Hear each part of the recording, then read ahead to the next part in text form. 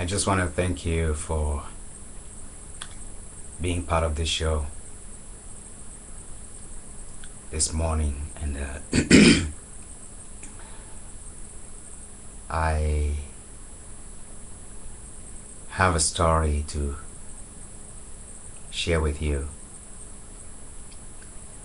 and the title of the story is Natarah, the little girl, the little lonely girl. This is a story I have always wanted to share for a very long time, but I don't know, something kept stopping me from sharing this story. And this story is related to the reason why I decided to fight for my children and decided not to be like other parents here in the United States who have been harassed by their spouses or their partners, and they run away and leave their children in the hands of parents who cannot raise them to become responsible citizens. And Natarah's story is a great inspiration, and I hope this story is gonna spur you to wake up and stand for the rights of children in this country. I knew Natarah from the time she was born. Her father is a great musician from the Caribbeans. Her mother is a white American from California. And her father, being a black Caribbean guy from St. Thomas, and was having a concert somewhere, and these two guys, they met each other, they fell in love, and it clicked, and they started running around and doing their things, and all of a sudden a baby came in. This young man was so excited about her beautiful queen, and she would take her and they would cruise around the world, spend some time in the Caribbean, in the US, and wherever they could, playing concerts.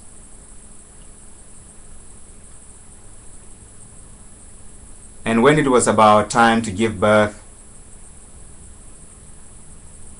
the young man and the child and the girl decided to come to California.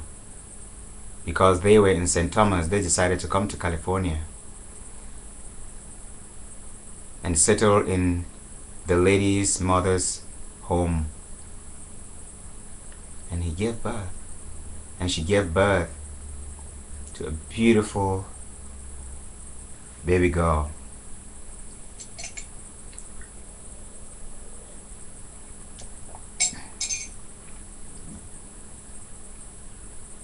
It was all beautiful.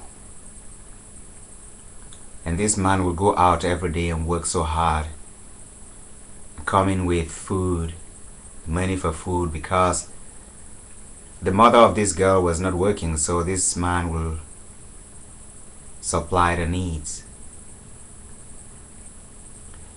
I have also moved from California with my ex-wife and arrived in California. I had moved from New York, and we arrived California in 2009. We didn't have a place yet to live, and so we decided to stay in this woman's place with this young man and her girlfriend and a little baby. My son was almost a year old. And while they were living there, a couple of months later, things went all wrong between this young man and the woman and the mother of the woman in my presence.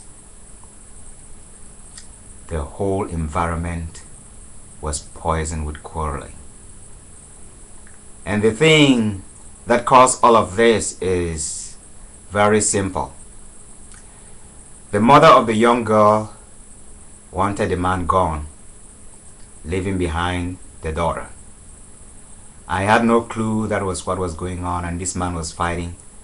From the onset, I didn't understand what was going on.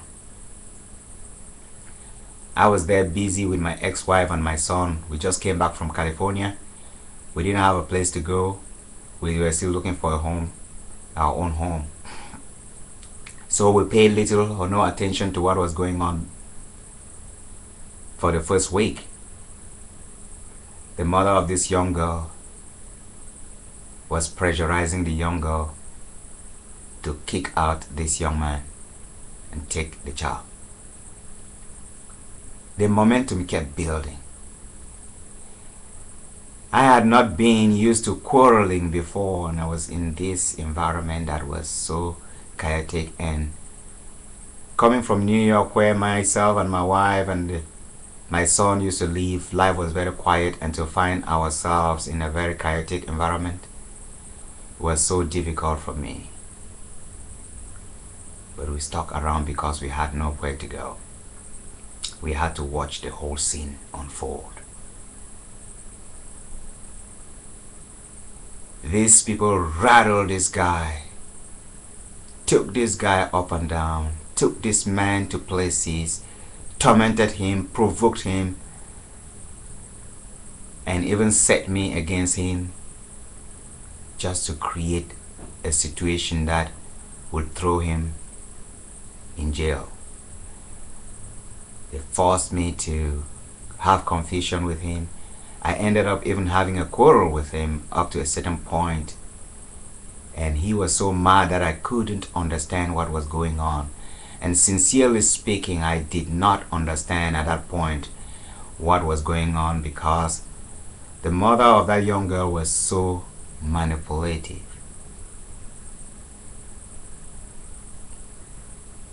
That whole scenario put me into a very stressful situation until I finally was in a coma and was hospitalized. I had had some health problems before, but because of the stress, I did not know that those problems were there, but because of the stress, those problems were provoked, and so I went into a coma. I was hospitalized. By the time I came out of the hospital after being in a coma, this man was already dancing in the hands of the court and the police.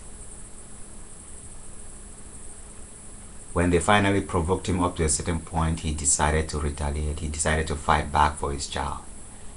He was already thrown out of the house, and he was running between the police and the court and visitation, fighting for the life of his child. He fought, but unfortunately, he had an entire family, a Mexican and Italian family, that was so tight, ganged up against him. And as a black person, the image of being a black person was already enough to bring him down. It's like a pack of lions on a sheep.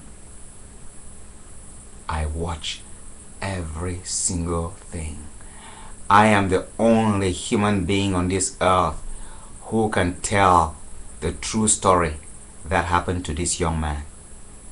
I am the only human being on this earth that will tell a true story, how they crafted and took away the daughter of this young man from him. Nobody on earth will ever tell the truth except me. When he left and kept fighting, he would stand on the cemetery close to the house and was calling, begging, not as if he was fighting. He would call this young girl, his girlfriend, and will be begging, please, just let me see my daughter. I will be sitting in that house. They will not respond. I will tell them, please give him an opportunity to see his daughter. They will not. On the contrary, they will call the police and fabricate all types of incredible information, and the police will go after this guy. Before long, he was profiled by the police in Mendocino County. The entire Mendocino County police profiled him and started pursuing him. He couldn't stand the heat. He decided to leave back into the Caribbean, abandoning his daughter, who was a couple of months old. He had to run with his life and protect his career because he is a good musician, very popular. His name is Olivase Natarah. Very humble person I've ever known. A very focused, professional musician, spiritual, gentle human being, family oriented. I couldn't believe what went on with this young man's life. His life was dismantled in my presence. If he did not go away, his career would have been destroyed. He looked at the situation after fighting for a couple of months. Natarah decided to leave America and went back to the Virgin Islands. He comes to America and he will not even see his daughter.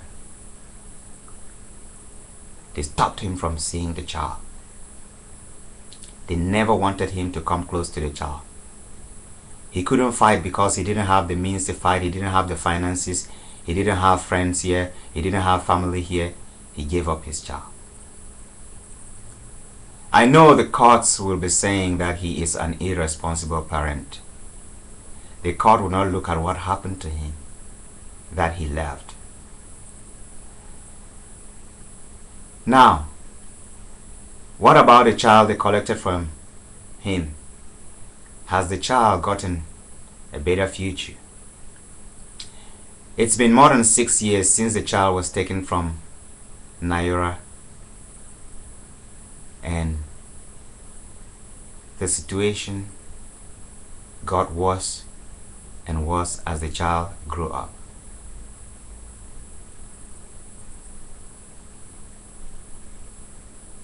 After Natarah went away, I was still at that home. I was still meddling with that family because my ex-wife belonged to the family. So I would watch how this little Natarah's daughter is doing. I know her life. I was watching her grow up, how she is raised by these people, how she is treated, how she behaved. Every single thing about this child is not new to me, and the public doesn't know what this child is going through. I watch how they manipulated this child. They manipulated the parents. They manipulated the system, and they were collecting money, social security money, on behalf of the child, and the child was not being taken care of. Natarah did not stop calling just to have contact with the child, even though he was gone. Every time Natarah calls, the grandmother of the child will not even want Natarah to even speak to the mother of the child. She will intercept the phone and will speak on behalf of the mother of Natarah. Whenever Natarah will call and want to talk to the child, the grandmother will intercept because she is the one taking care of the daughter, the granddaughter, while the daughter is gone for work. Now, this is how it unfolded. Natarah's grandmother used to be an ex-teacher in a school in Redwood Valley, in Porter Valley, an elementary school.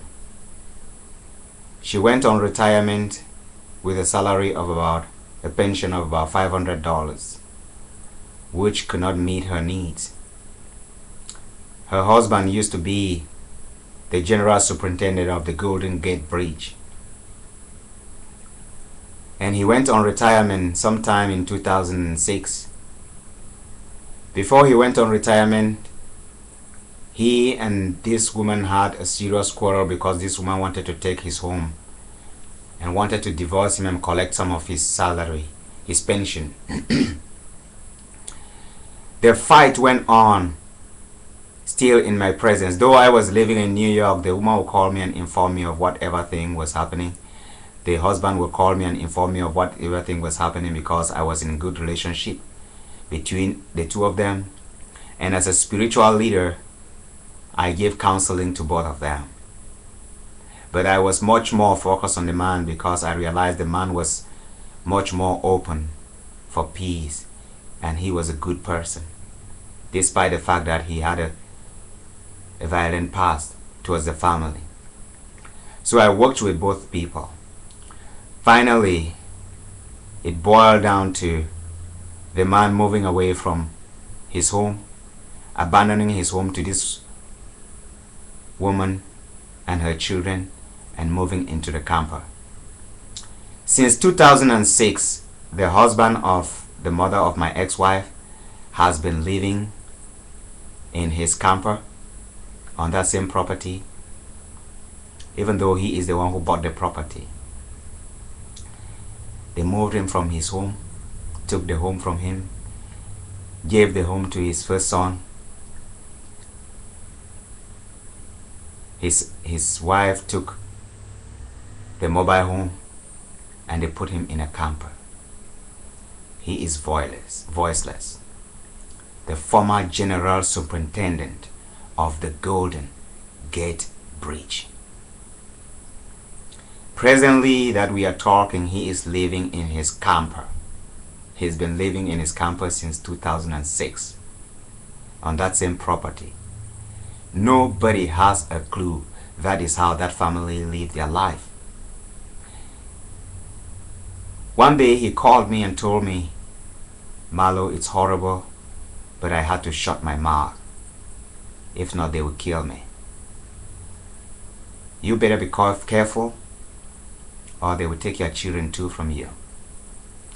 That is the way they are. That is the way it is. I was shocked. I didn't believe him. I thought it is because of his past. I was wrong.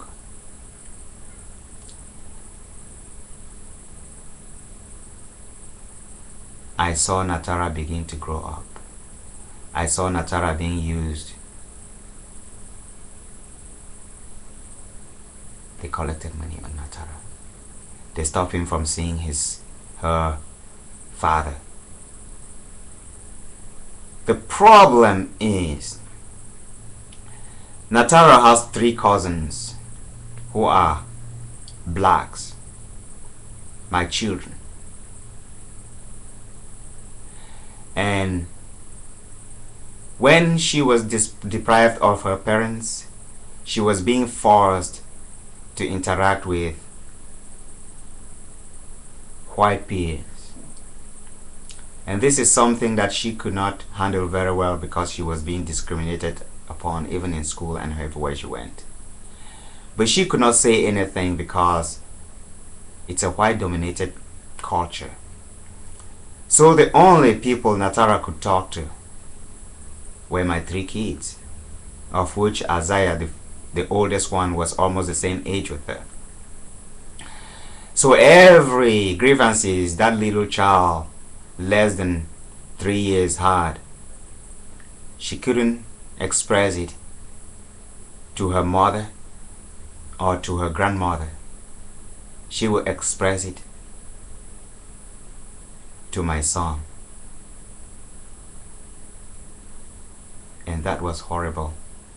Whenever my son comes to me, and asking me where is Natarah's daddy, and tell me in detail what they discussed. It's shocking, the stories I hear from my son. As the child began to grow up,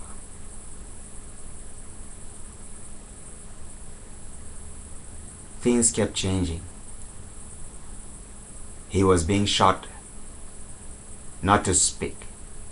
She is being controlled, not to speak, not to interact with people who are of different color. If they are not white, she can't interact with them.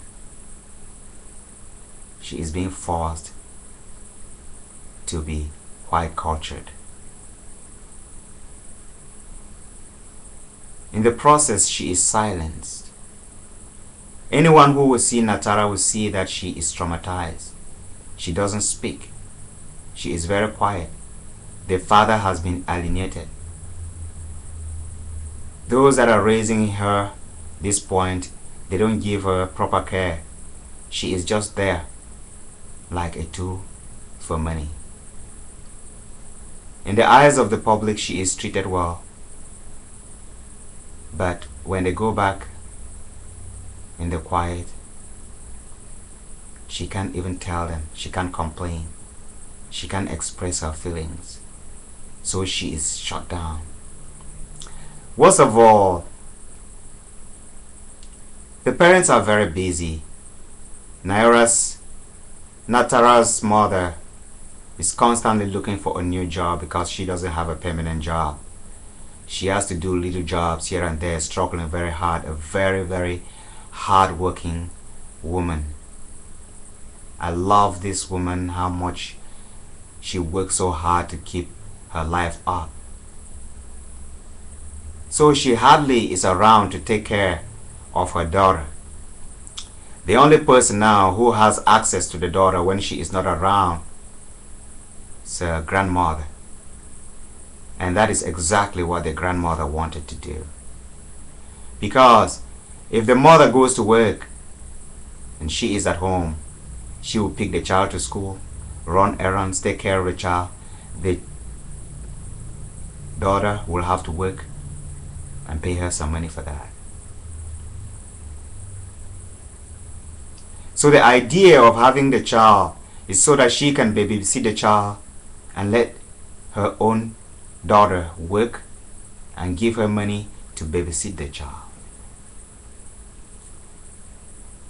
And it has gone like that for the past 6 years. Meanwhile, the child is going through hell. The child is being isolated from everyone else, and the child cannot even speak. When Natarah's grandparents from the other side call to try to stay in contact with the child, to talk to the child, the grandmother will intercept the communication and will not let it happen.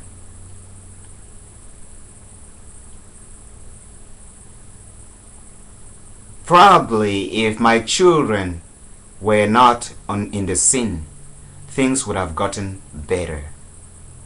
Unfortunately, that is not the case. Because my children are black as well. They are at the same age with Natarah. So there is always that interaction. And when Natarah see the children come to me, Natarah looks at her skin, remembers her father, and wants the father. But she cannot be given access to the father. So she is traumatized.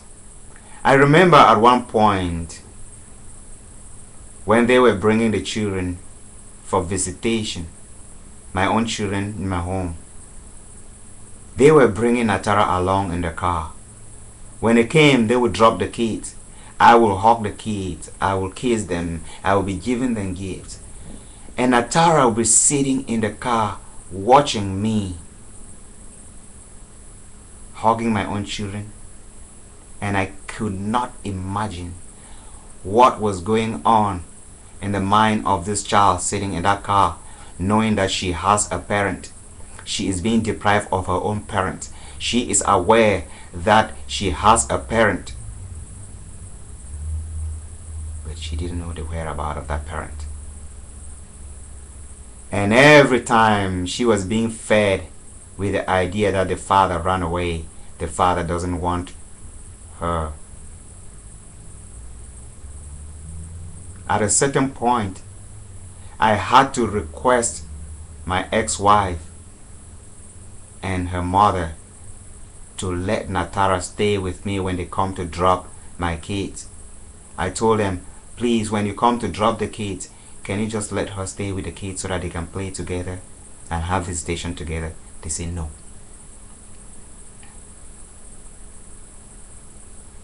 I began buying gifts. I'll buy clothes, send food to the child. At first they began receiving those things and they were very happy. And I began getting reports that she will be always excited to put on dresses that I always bought. It means she was playing in her mind. When she puts on the dress, it reminds her of her father. And they realized that was what was going on. They started depriving her of the things I would send to her. In 2014, I don't know what happened. This family is so twisted in a way that you cannot understand how they operate. In 2014, they asked Natarah to come visit the child. So they brought the child somewhere for Natarah to go there and visit the child. After the visitation, according to what I heard from my children, when they went back home, the little girl just wanted the father every day. She kept asking them, I want to see my daddy. Because I think after so many years, the contact, the relationship they had for the first time they met, the child just blossomed. A couple of weeks later, she was just excited and kept giving trouble and wanted to see daddy more and more. When the father asked to see the child, the grandmother told the father the child doesn't want to see him.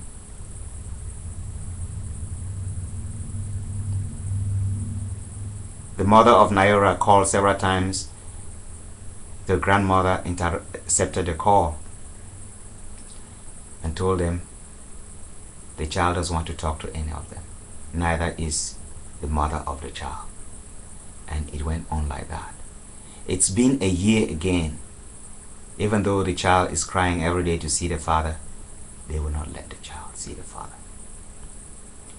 What is happening right now is, according to what my son and my daughter told me, they are depriving the child now, Natarah, from seeing my children, because since they are getting more educated, more aware, and more grown up, the pressure is mounting because the interaction with my children is making things worse. They are finding it harder to deal with the child. So to isolate the child from my children will be helpful for the moment. So my son told me that they don't want Natarah to be coming near them again or to be left alone with them. And that was very sad. And that is twisted. One of the reasons why Natarah will not be left to come close to my children is because they took up a fight on me too. After Natarah went, from 2012, after they finished taking Natarah's child, they started with me. They took away my home, the cars, everything, and my children. But I decided to fight back. I didn't let go, because when I watched at what Natarah went through, I watched at what his daughter is going through, her motivation, her life. I knew what will happen to my children if I let my children go. Sincerely speaking, I have gone through hell for the past 2 years. That family grew up in Mendocino County. They've been in Ukiah for their entire lives. They have It's both a Mexican and Italian family all stick together. And they have all the tools, they know all the lawyers, they are used to the administration, they are used to the court, they are used to every single thing you can ever imagine in this community. So they have all the power, they have all the tools, they know everyone, they know how to press the button, they know where to get in and come out. They are white.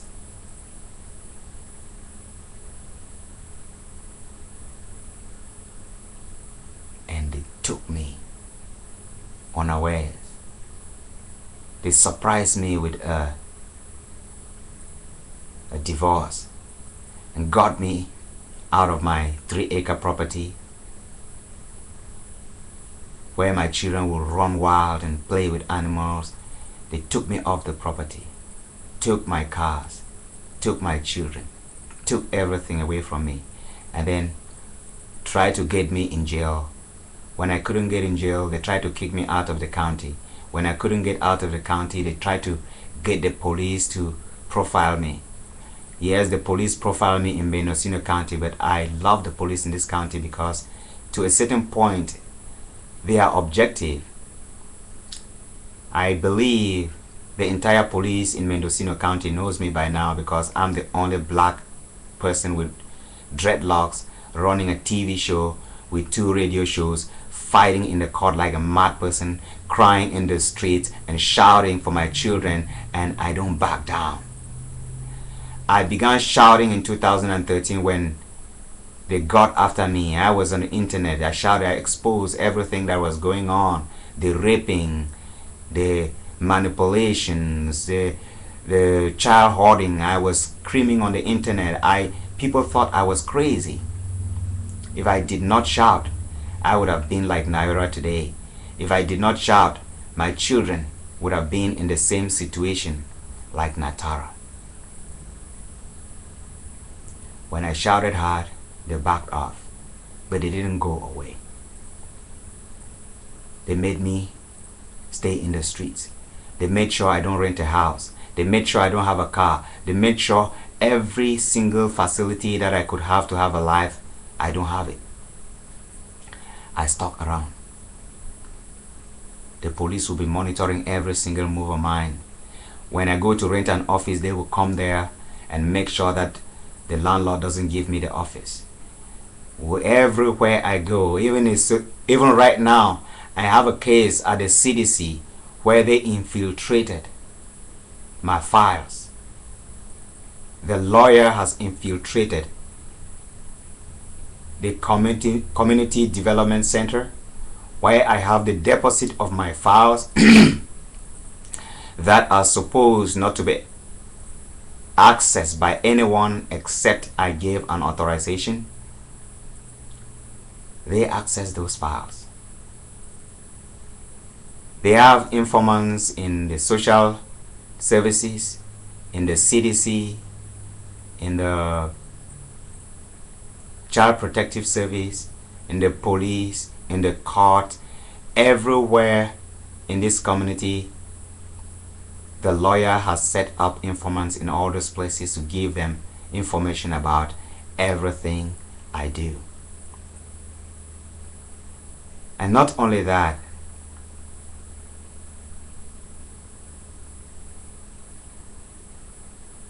they want to make sure I don't even work. If they can get me out just like they did with Natarah, they can have a point. Natarah's father has been successfully labeled as an irresponsible father. Natarah's father has been successfully labeled as a violent father. Natarah's father has been successfully alienated from Natarah, and Natarah has been taken away from the father and being used for money, and Natarah's father can never have access to Natarah. In case Natarah's father decides to come back now to fight in court, he has an uphill battle because he has gone for some time. The court is going to have a hand on him because the court is going to say, you did not care for your children. But that is where evil reigns, because the evil that sent Natarah away is having an upper hand on her life and the life of her father. The evil that chased her father away is winning. The court is aligned. The system is lining up against Natarah. Not even against the father.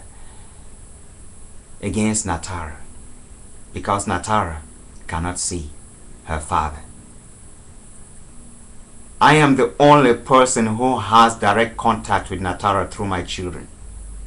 The system doesn't have contact with Natarah.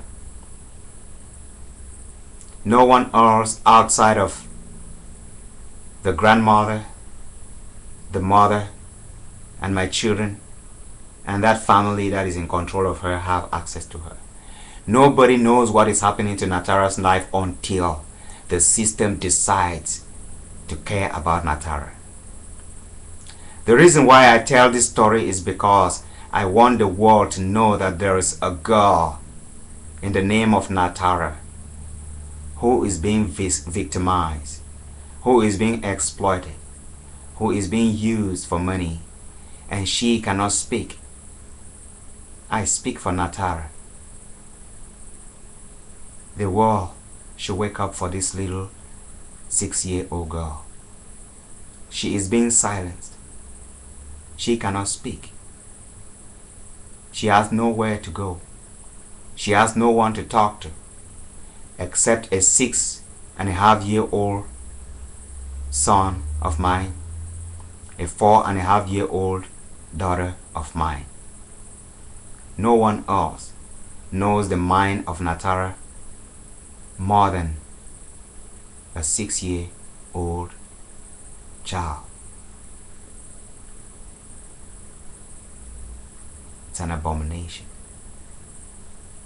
We can't live in a society where this happens. You out there know Natarah. Most people listen to Natarah's music. You know how nice this person is. You are the fans of Natarah. You don't stand up for his child who is being used for money. You don't love him. You may love his music. You may love his message. Prove to him that it's not just only the music and the message.